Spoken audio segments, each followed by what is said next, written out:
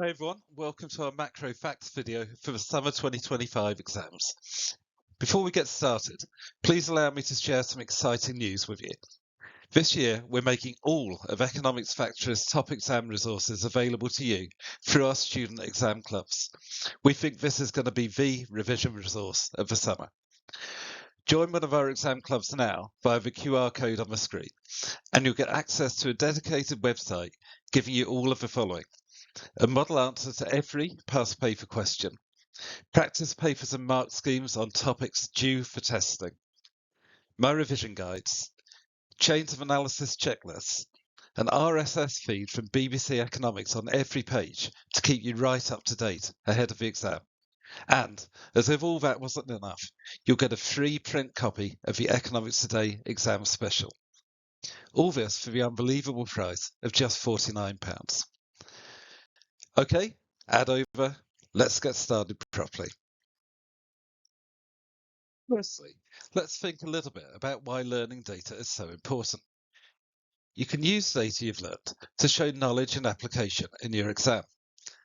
Moreover, supporting evaluative judgments with key data is a habit of top-level students. If, for example, you know that the OBR has recently estimated the UK's output gap to be zero, and that inflation is currently above target, you might use this to support a judgment that stimulus of AD may be inappropriate for the UK economy at present. There's going to be a lot of incredibly useful information coming up. Remember to take notes as you watch the video, and to pause it when you need to. So, let's start our tour of the UK economy looking at GDP. And we start with bad news. The UK economy is barely growing. The graph on screen shows us the monthly change to GDP for the past 2 years, and in 10 of the months shown, GDP has actually fallen. This suggests that the UK economy has been on the brink of recession for some time. Now this table brings us even worse news. The UK economy's long-run trend growth rate appears to have slowed. The average growth rate of the UK economy was once thought to be 2.5% or more, but the last two 10-year periods have seen average annual growth of less than 2%. Moreover, if you extend the time period beyond that shown in the table and come up to date, the UK economy has achieved growth of only a little over 1% a year, on average, ever since the financial crisis and global recession of 2008 to 2009. This begs the question whether growth of around 1% is the UK's new normal, with all of the impact and constraining living standards that this implies. No wonder the current government talks of prioritising growth and being the most pro-growth government ever. We can understand the difference between short-run growth and long-run trend growth using this diagram. The economy's current growth rate at any time is largely accounted for by aggregate demand. For example, when AD grows, the economy is able to make use of any spare capacity, its output gap, to provide more goods and services. Derived demand for factors of production such as labour grows, unemployment falls, GDP increases, and the economy gets closer to its potential output. When AD falls, the opposite of this happens, and the economy shrinks and goes into recession. Thus, the business cycle sees GDP fluctuating around its trend as the level of AD changes. On the other hand, the long-run trend growth rate is determined by the rate at which the potential output or capacity of the economy increases. And the economy's capacity is a function of the quantity and quality of land, labour, capital and enterprise available. This suggests that if the UK is now achieving trend growth of only a little over 1%, but its capacity is only increasing at this rate. In other words, the UK's long-run aggregate supply curve is only increasing by a little over 1% a year, which is very much a cause for concern. In relation to this, it's important to remember that when the economy's capacity increases, it tends to have a beneficial impact on all four key main macro indicators: GDP, unemployment, the rate of inflation, and the current account of a balance of payments. In this slide, we have some incredibly useful stats on GDP for you to remember. Believe me, the examiner will be impressed if you know the UK's per capita GDP when writing an essay about living standards, for instance. My favourite fact on this slide is that the OBR have recently estimated the UK's output gap to be zero, which gives policymakers a dilemma. If they want to stimulate AD to support economic growth, they risk causing demand pull inflation. The fact that the Bank of England forecasts GDP growth of only 0.75% in 2025 tells us that the UK's poor growth performance seems set to continue. It's also worth knowing that in February 2025, this forecast was halved from its previous level of 1.5%. So already this year, there are signs of the UK's economic picture deteriorating. It's really useful for you to know the composition of the UK's GDP too. Here you'll perhaps not be surprised that the service sector now accounts for more than 80% of all of the output produced in the UK. So why has the UK's trend growth apparently slowed so markedly? We're going to look in turn at three possible explanations in the form of supply-side challenges facing the UK economy. The first of these supply-side challenges is lack of investment. The UK currently invests around 17.5% of its GDP, but this is lower than the other large developed economies in the G7, a group consisting of what used to be the 7 largest economies in the world. In fact, the UK has had the lowest investment in the G7 as a percentage of GDP in 24 of the past 30 years.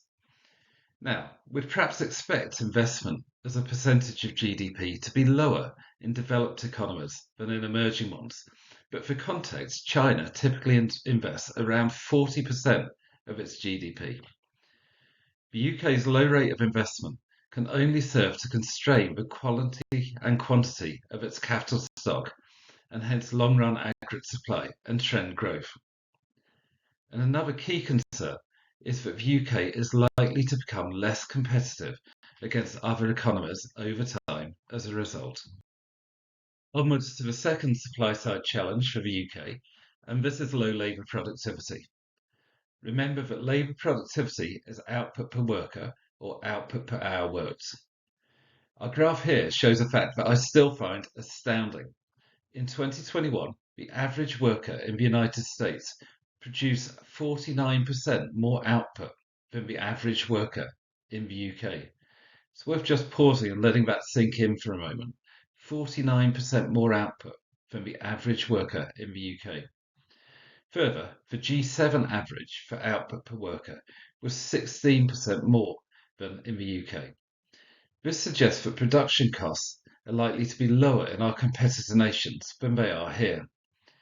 Moreover, we might add that UK labour productivity has grown very slowly indeed ever since the financial crisis. This may of course be related to a lack of investment, the first supply side challenge we discussed, as when workers have more capital to work with, they tend to be more productive. Productivity is hugely important for trend growth and ultimately for living standards, so tackling the productivity problem is a priority for the government. Not only is labour productivity a concern, but so too is a shortage of workers, and this is the economy's third supply-side challenge. The UK's labour supply has been hit by Brexit. So just before the Brexit referendum in 2016, EU net migration to the UK peaked at 280,000 people. Now things work the other way round. In June 2024, there were 95,000 more people who left the UK to go to EU countries than came from them to the UK. Another reason for labour shortages is economic inactivity.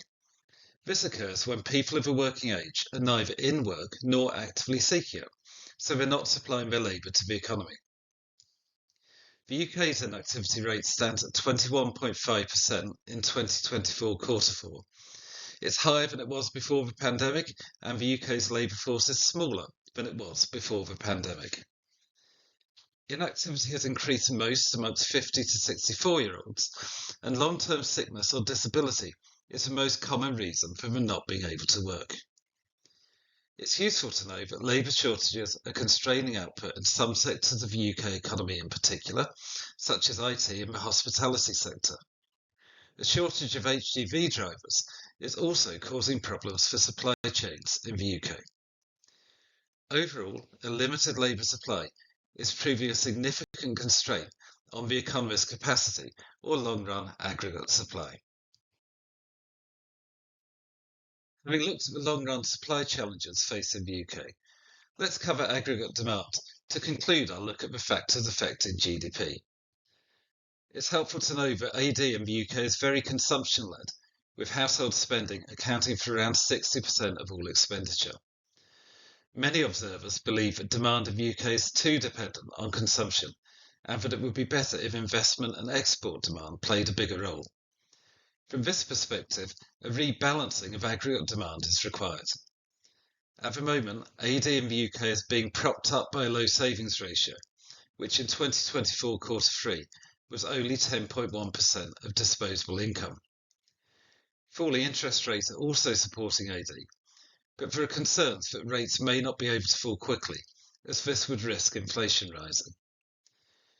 AD is further added to by government spending, which currently is more than taxation taken out of the economy. But how long can the economy keep relying on consumer spending and the government running a budget deficit? This is a key question. Okay, so our look at GDP is now complete. Well done for all your hard work. You're really making a difference to your exam prospects. You may want to take a break before we move on to look at the other main macro indicators.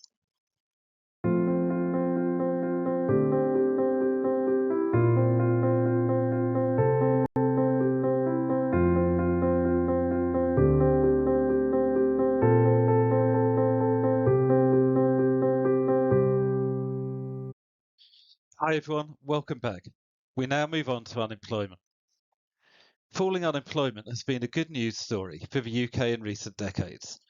Although it has risen a little since, in August 2022, unemployment reached a near 50-year low of 3.5%. Moreover, the trend of unemployment has been downwards. We can see this in the graph, which shows unemployment peaking at a lower rate in each successive recession. Of course, it's no surprise that unemployment sometimes rises, particularly during a recession, when there'll be a lack of derived demand for labour, and therefore Keynesian unemployment. But the fact that unemployment peaks at a lower rate in each recession and is showing a downwards trend suggests that there's been less unemployment of other types over time. It also shows us that the natural rate of unemployment has fallen. Remember that the natural rate can be seen as the rate of unemployment when there is no demand deficiency, or the rate of unemployment when the labour market is in equilibrium, so that only structural and frictional unemployment remain. From this perspective, the UK has achieved long-run reductions in its unemployment rate, which may be associated with a labour force which is flexible and better able to meet the needs of firms. This reduction in unemployment is a major plus, given the negative effects that unemployment may have on living standards of those it affects and their families. There are some concerns associated with unemployment, however. One of these is that in recent years, there have been signs of an excess demand for labour, which means that the labour market is very tight and firms have been struggling to find the workers they need. In the summer of 2022, for the first time ever, there was more than one job vacancy for every unemployed person. Firms are finding it a little easier to fill vacancies now, but as we saw earlier in the video, there are still labour shortages in many sectors. One possible consequence of this is pay leapfrogging, whereby firms offer higher wages to try to poach workers from other firms. While increasing wages may often be seen as a good thing, the concern here is about potential wage price spirals. As wages increase, they raise the costs of firms, and this may be passed on to the consumer in the form of higher prices.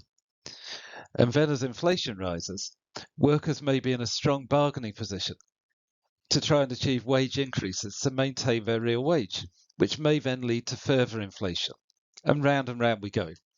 So, although the labour market is now a little less tight than it was in 2022, Wage price spirals, or the possibility thereof, remain a real concern for the UK, especially given that the cost of living crisis may have raised people's expectations of inflation. Indeed, as we turn now to focus fully on inflation, the cost of living crisis has arguably been the biggest economics news story of the past few years. In 2022, inflation got significantly out of control, reaching 11.1% in October of that year, which is more than 5 times its target rate of 2%. It's important to understand that this inflation was largely of a cost-push nature. Soaring food and energy prices after Russia's invasion of Ukraine were partly responsible for the inflation. It's no surprise, I think, that at the same time as this inflation, the UK experienced stagnating output, with GDP barely growing and sometimes falling. This is because when they experience cost increases, firms pass some of the increase on to consumers as high prices, but may also respond to lower profit margins by cutting output. This unhappy combination of circumstances is known as stagflation and was very much the UK's experience in 2022-23. However, there may also have been some element of demand pull in the high inflation that the UK experienced.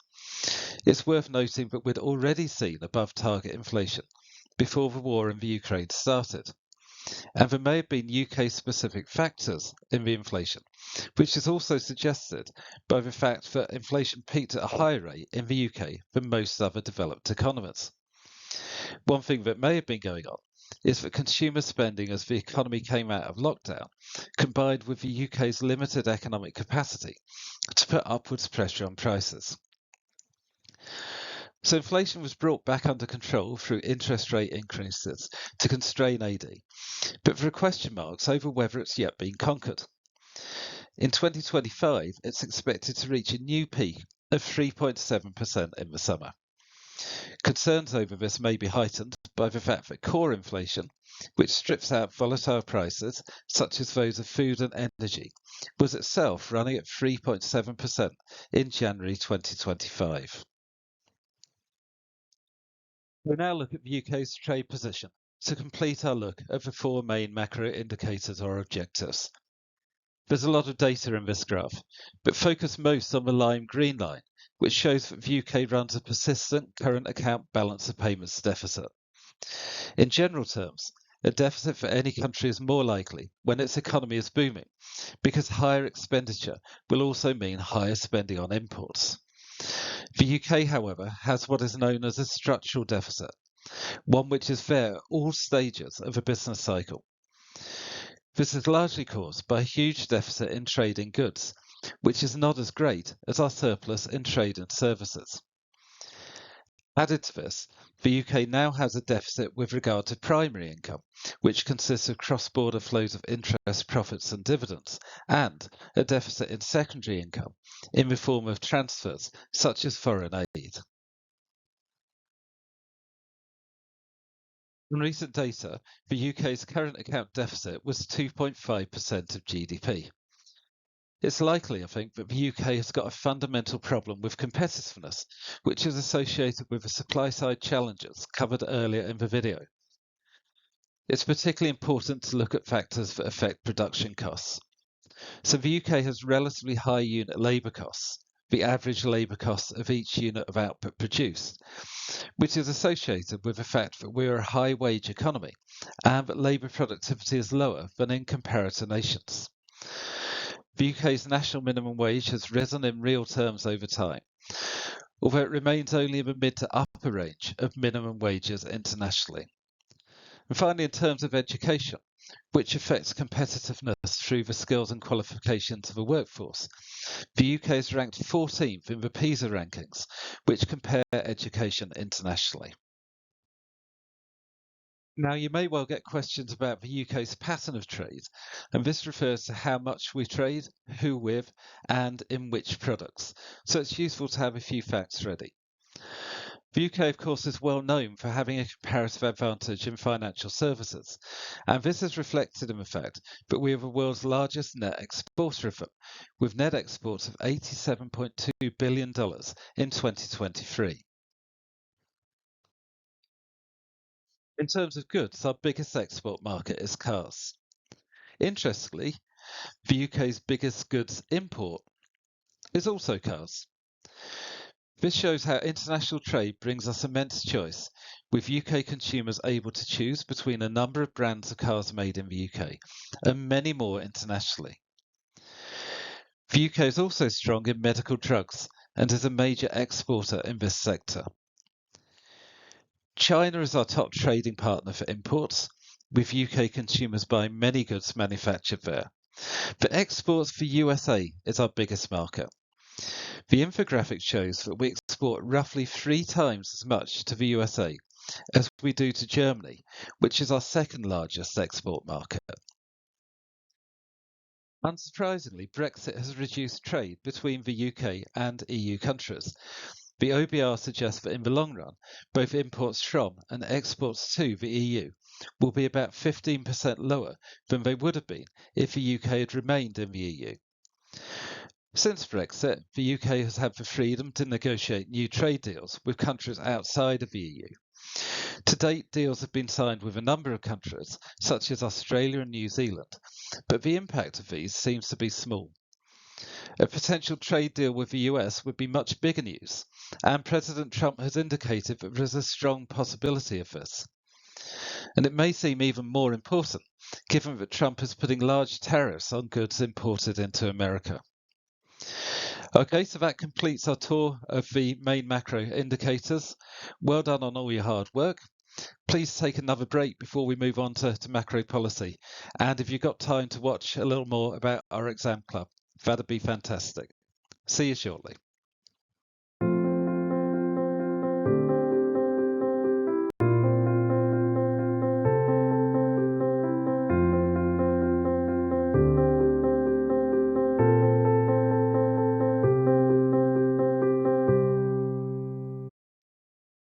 Welcome back, everyone. So onwards to macro policy.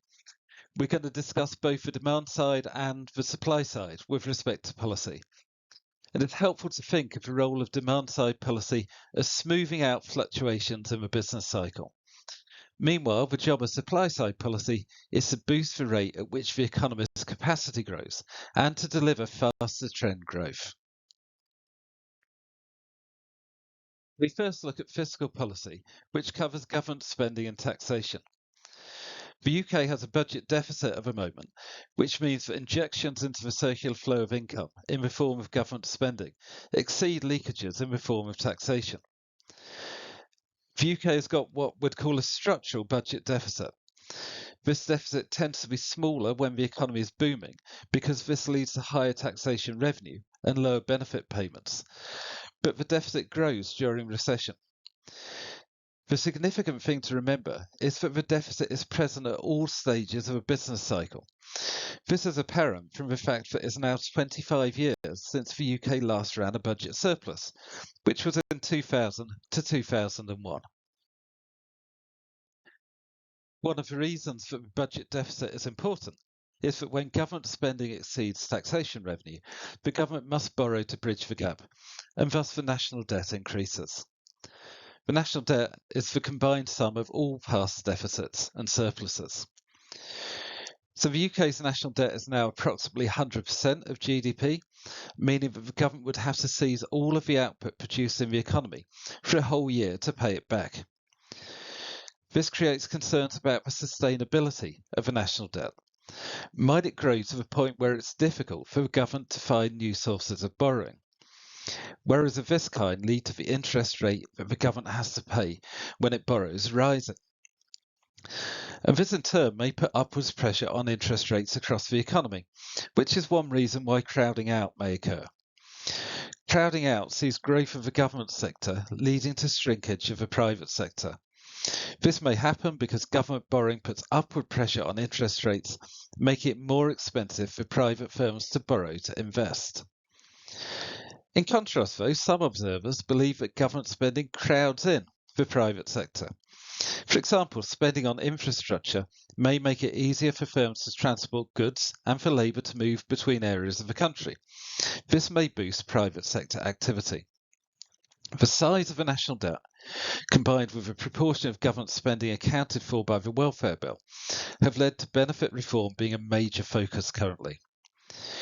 This also helps to make the hugely important point that fiscal policy affects the supply side of the economy as well as the demand side, and that's a fact often overlooked in exam essays. So always think about, can I get something in about the demand side and the supply side? On the supply side, for example, both the benefits and taxation systems affect incentives to work. Fiscal policy can also be used to shape pattern of output, for example, by discouraging the consumption of demerit goods, such as alcohol. We finish our look at fiscal policy by looking at a selection of key indicators. Note that the budget deficit at the moment is 4.4% of GDP, despite attempts to constrain it, and that the deficit is expected to continue over the next few years. The multiplier effect of the net injection that the government is providing is likely to be fairly small. This is because the UK has a high marginal propensity to import, so that a large proportion of income received leaks out of the circular flow, rather than coming around again to create jobs and incomes for others. Now, never believe anyone who tells you that they know what the value of the UK's multiplier is. It can only ever be estimated, but it may be helpful to know that typical estimates are in the range from 1.4 to 1.7. The fact that the UK's output gap is estimated to be approximately zero raises concerns over the economy's ability to accommodate higher AD without it causing inflation. Moving on to monetary policy. The Monetary Policy Committee raised interest rates at 14 successive meetings, from a record low of 0.1% up to 5.25%, in order to bring the 2022-23 outbreak of inflation under control. Their willingness to constrain AD, even though the inflation problem was widely perceived to be a supply-side issue, highlights their determination to bring inflation down. Governor of the Bank of England, Andrew Bailey, said there would be no ifs and no buts in the fight against inflation. It's so important that it's credible that inflation will be low, because this helps to anchor inflationary expectations. If high inflation is experienced and comes to be expected, this is likely to show in high wage settlements, which may give rise to another round of inflation and a wage price spiral. This is especially likely when workers are in a strong bargaining position over wages, which they have been of late due to the UK's tight labour market. Now, with inflation being brought back below target, a new cycle of monetary policy began, which has seen cuts in the interest rate. But there are question marks about whether inflation really has been conquered and whether danger of wage price spirals has gone. Because in 2025, we're seeing inflation rising again. It's currently above target and it's expected to reach 3.7% by the summer. It's also useful to know about other features of monetary policy. Quantitative easing, or QE, which was used to boost the economy in the wake of the financial crisis and during COVID, is now being reversed in a process sometimes known as quantitative tightening. This is appropriate given recent concerns over inflation. The exchange rate is also part of our monetary position, and the pound has weakened over recent years, which supports the competitiveness of UK products in international trade, but may also be a source of cost-push inflation. Further interest rate cuts in 2025 may weaken the exchange rate further, giving more impetus to cost push, as well as creating demand pressures in the face of our output gap of approximately zero. Turning now to supply-side policy. Remember that supply-side improvements have got the potential simultaneously to improve all four main macro indicators. It's no surprise that we find that supply-side policy now takes centre stage, as the UK tries to find ways to boost its trend growth rate. Just to pick out a couple of points from screen for you, we can see interventionist supply-side policies, such as the government's promise to raise public sector investment to 2.6% of GDP. In terms of free market supply-side policies, benefit cuts stand out as a means of creating incentives to work. In March 2025, the government gave more detail on its plans to save money on the benefit system and reform it in a way that encourages work. The real value of incapacity, sometimes known as sickness benefit, is to fall over time, while the real value of benefits related to work will rise. The aim is to improve incentives to work, of course, and boost the labour supply. There's a particular focus on young people aged under 22, and there are going to be reductions in incapacity benefits for these young people. The idea, according to the Department for Work and Pensions, is that young people will have work and training rather than a pathway into economic inactivity. Okay, we are almost there. Please take a moment to watch the next slide about our exam clubs, which we think are the revision resource of the summer, and then we've got some final tips for you. So please hang around, got some important advice still to come.